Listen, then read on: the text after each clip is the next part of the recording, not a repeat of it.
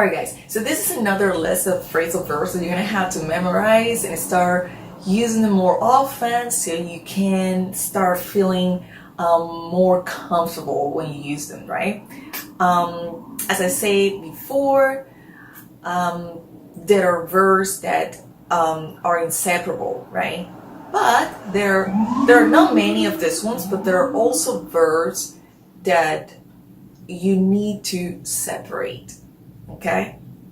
Because if you keep them together again, you completely change the meaning. There's no meaning either way. So an example would be the verb to keep on, right? To keep something on, because we need to separate them. So you can say Mary kept her shoes on, okay?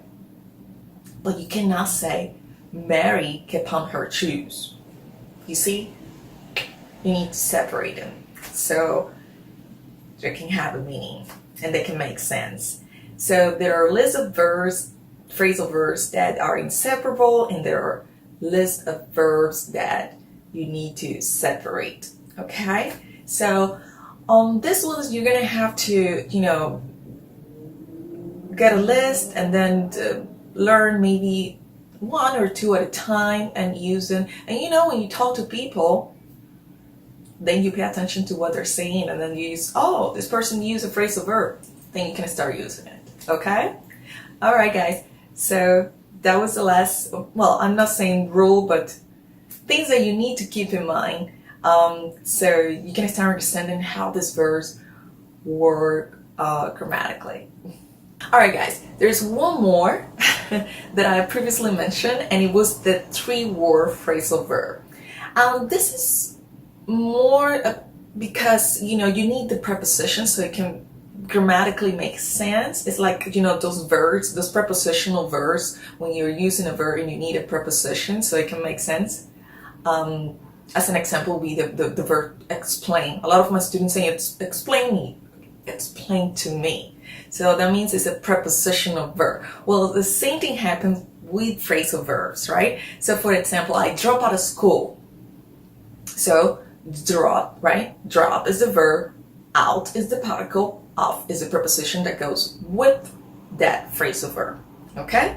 Or you can say I went back to my country.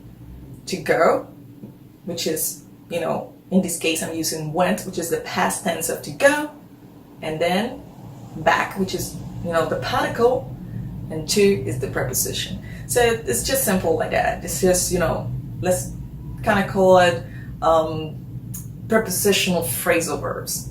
Okay, so these ones you're gonna have to again use them one at a time. Getting more comfortable with them. When you talk to people, you can try to pay attention to what they're saying, and then you maybe catch up any phrasal verb and you can start using it.